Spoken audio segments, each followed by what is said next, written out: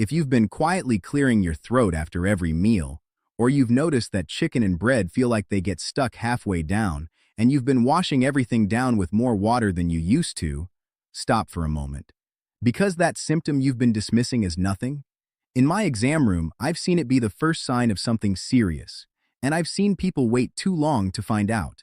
I'm Dr. Nathan Wells, a board-certified internal medicine physician. I've spent over 20 years working almost exclusively with patients over the age of 60, and I can tell you with certainty that difficulty swallowing, what medicine calls dysphagia, is one of the most minimized, most misattributed symptoms in senior health. People chalk it up to age, to eating too fast, to stress, and their doctors, if they mention it at all, sometimes do the same.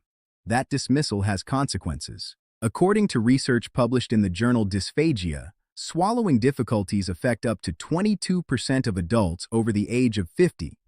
That's 1 in 5 people. And a significant portion of those people are aspirating, meaning small amounts of food or liquid are trickling into the lungs instead of the stomach, without any sensation at all. No cough, no choke, no warning. The CDC identifies aspiration pneumonia as one of the leading causes of hospitalization and death in older adults. The pathway from trouble swallowing to hospitalized with pneumonia is shorter than most people realize. What I'm going to walk you through today are the real causes of swallowing difficulty after 60, the structural ones and the neurological ones that most people never suspect. I'll give you 7 specific warning signs, tell you which ones need a same-week appointment, and show you what you can do right now to protect yourself or someone you love. There's one cause we're going to get to in this video that surprises almost every patient I've ever told. It has nothing to do with the throat itself, and most doctors never connect the two things. I'll get there. Stay with me. If someone in your life clears their throat constantly after meals, or has started cutting food into smaller pieces without really knowing why, send them this video. They may not be looking for it. They need it. Before we get into the substance, everything I share here is medical education. It is not a personal diagnosis. Your own doctor knows your full history, your medications, your baseline. Use this conversation to go into that exam room better prepared. That's the whole point. Let's talk about what's actually happening. Fast, because you don't need an anatomy lecture. You need to understand why this matters. Swallowing uses more than 30 muscles and 5 cranial nerves, all firing in a sequence that takes under 2 seconds. It's less like digestion and more like a perfectly timed relay race. Every handoff has to happen at exactly the right moment. After 60, 3 things start to quietly undermine that relay. The throat muscles weaken with age, saliva production decreases, and the nerve signals that coordinate everything start to slow. None of this is dramatic. None of it happens overnight. But the cumulative effect is that swallowing, something you've done thousands of times a day without a thought, starts to require effort it never did before. Now, here is the thing that most people in your position have never been told, and it is the reason this video matters more than you might think. There are 2 completely different types of swallowing difficulty, and they point to 2 completely different problems. The first is trouble in the throat, where you feel like food sticks right at the back of the mouth or neck the moment you swallow, or liquid comes back up through your nose, or you cough immediately when something goes down wrong. This is usually a muscle or nerve problem. The second is trouble in the chest, where food makes it past the throat just fine, but then you feel it lodge or slow down somewhere in the middle of the chest, several seconds after swallowing. This is usually a structural problem inside the esophagus. The distinction matters because the diagnosis and the treatment are entirely different. When you describe your symptoms to your doctor, this distinction is the most important thing you can communicate. I want to tell you about Gerald. He was 71, a retired high school principal, and his wife dragged him into my office. She had been watching him at dinner for months, eating more slowly than he used to, cutting everything into smaller pieces, clearing his throat every time he had something to drink. He'd been taking antacids before every meal and telling himself it was acid reflux. When I looked him in the eye and asked, "Gerald, do you have trouble swallowing?" He paused and said, "Well, I wouldn't call it trouble. Things just feel different going down. I hear that exact sentence at least once a week. By the time we worked him up, Gerald had a significant narrowing in his mid-esophagus from years of untreated acid damage, scar tissue that had slowly tightened his esophagus from the inside. He needed a procedure to open it back up. He's fine now. But Gerald almost waited another year, and another year of scar tissue would have made that procedure far more complicated. The most common structural cause of swallowing difficulty in people over 60 is an esophageal stricture, a narrowing caused by scar tissue. Think of your esophagus like a garden hose. Healthy and fully open, liquids and solids move through freely. But when stomach acid repeatedly burns the lining of that hose, the body patches the damage with scar tissue, and scar tissue contracts. Over months and years, the opening narrows. First solid food catches, meat, dense bread, dry rice, then softer foods, then eventually, even liquids feel slow. People adapt to this so gradually that they don't register what's happening. They just quietly stop ordering steak at restaurants. They start drinking more water with every bite. They cut things smaller. These are not personality quirks. They are compensations for a medical condition. The driver behind most of these strictures is GERD, gastroesophageal reflux disease. The American College of Gastroenterology reports that GERD affects roughly 20% of the Western population, and its prevalence climbs with age. The insidious part: many older adults don't feel classic heartburn even when their reflux is severe. Pain perception blunts with age. The acid damage accumulates without the warning signal, and the scar tissue forms in silence. There are other structural causes worth knowing. A Zenker's diverticulum, a small pouch that forms where the throat meets the upper esophagus, traps food and causes a very specific sensation, something stuck in the neck rather than the chest, and food that seems to come back up hours after eating, sometimes completely undigested. People also notice chronic bad breath they can't explain. It is far more common in people over 70 than most people realize. Then there are motility disorders, conditions where the esophagus loses its coordinated squeezing ability. Achalasia is one. The lower valve of the esophagus stops relaxing properly, and food backs up like traffic behind a toll booth that won't open. Each of these has a different diagnostic test and a different treatment path. Now here is the one I promised you, the one that stops people cold. Neurological conditions are one of the most significant and most overlooked causes of swallowing difficulty in people over 60. Parkinson's disease, stroke, early-stage dementia. Each of these disrupts the precise nerve coordination that swallowing demands. In Parkinson's specifically, the same rigidity and slowing that affects the hands and the gait also affects the throat muscles.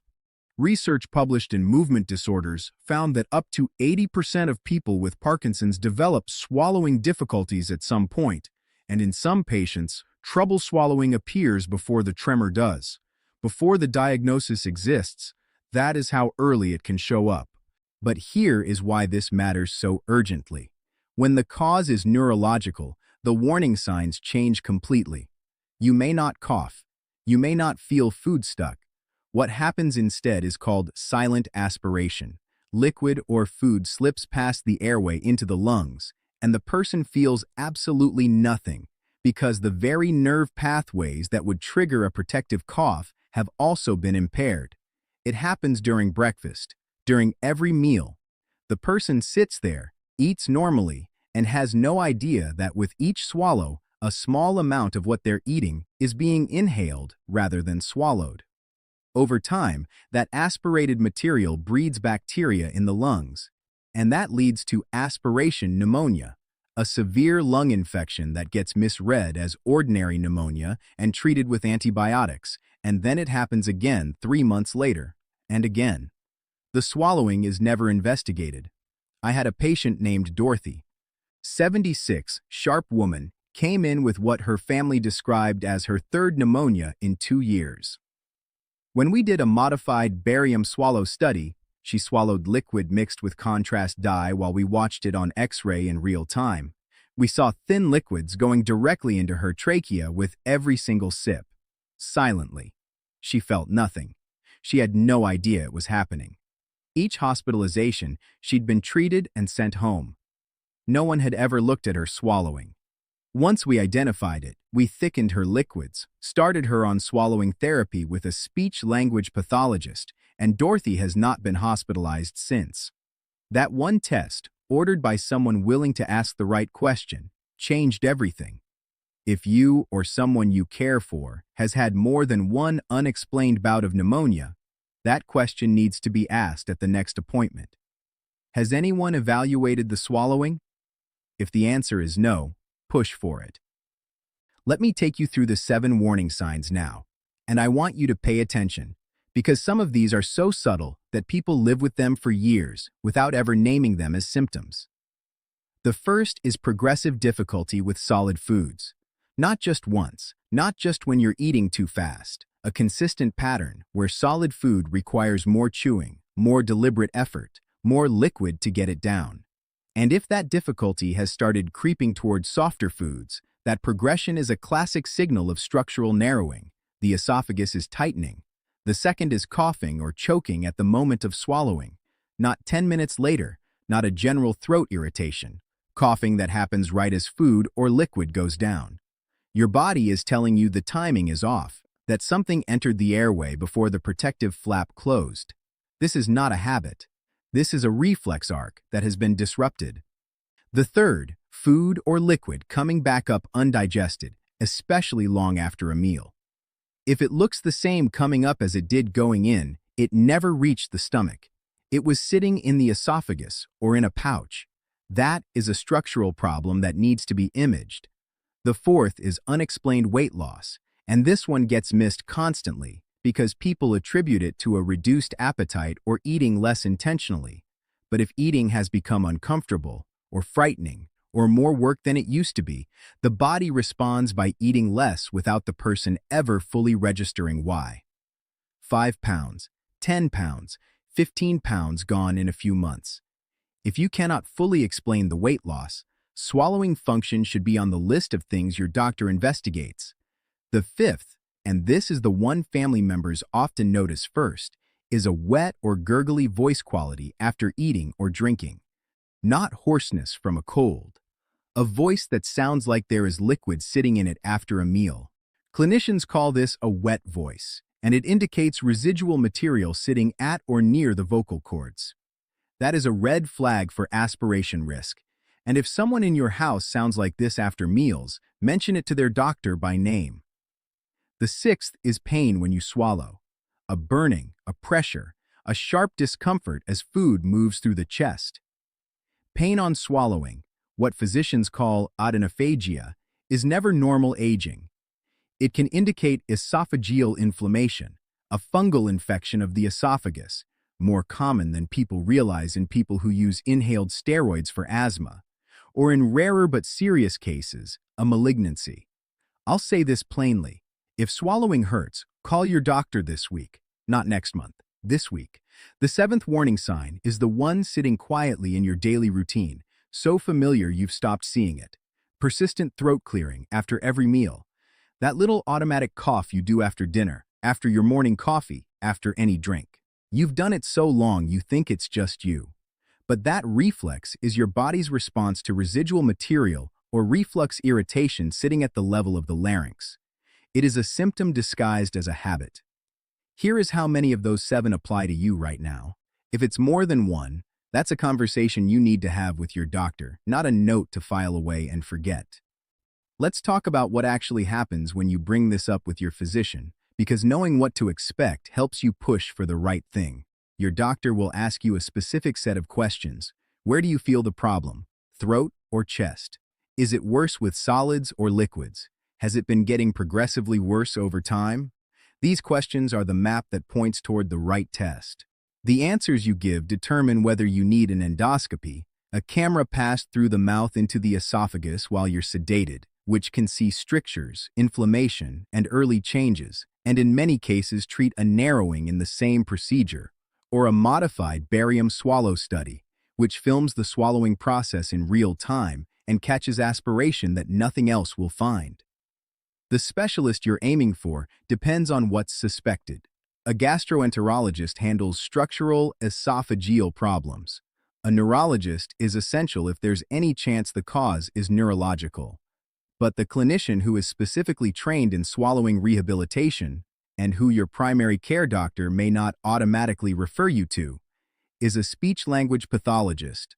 SLPs assess the full swallowing mechanism, design exercise programs to strengthen weakened throat muscles, and recommend texture modifications that protect the airway while keeping meals dignified. If you are already having difficulty, ask specifically for that referral. Don't wait for it to be offered. Let me close with Raymond. He was 68, big man, former contractor, hadn't seen a doctor in years.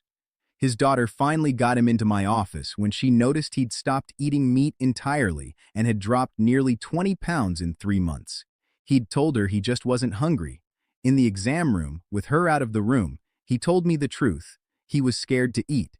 He'd had 2 episodes where food lodged and wouldn't move. Once he stood over the sink for nearly 40 minutes, waiting. He was embarrassed. He adapted by eating less. The endoscopy found a high-grade stricture with Barrett's esophagus, precancerous changes in the lining from years of acid damage.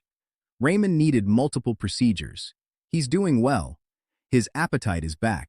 He eats whatever he wants now.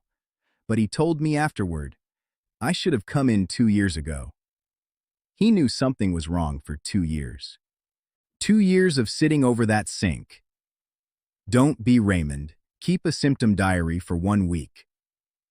Every time you notice anything related to swallowing, a hesitation, a stuck sensation, a throat clear, a voice change after eating, write it down. Write what you were eating. Write where you felt it. When you bring that diary to your doctor, you change the conversation. A vague complaint becomes a documented pattern. Doctors act on patterns. Give them something to work with. In the meantime, eat sitting upright, always. Smaller bites, chew thoroughly, stay upright for 30 minutes after meals. And if you take medications regularly, bisphosphonates, certain antibiotics, potassium supplements, ask your prescriber whether they need to be taken with a full glass of water and followed by remaining upright. Pill-induced esophageal injury is underreported and entirely preventable.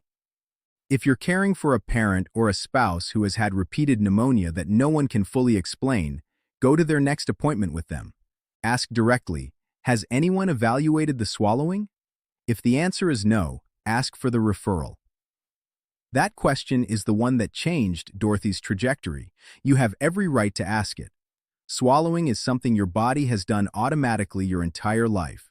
When it starts to change, the instinct is to adapt, minimize, and wait. I'm asking you not to. The people I've described in this video, Gerald, Dorothy, Raymond, all waited longer than they should have. All of them are doing better now. But the path there was harder than it needed to be, because they waited. You've just spent this time learning something most people your age have never been told. Use it. I'm Dr. Nathan Wells. Stay aware, stay proactive, and take care of yourself. I'll see you in the next one.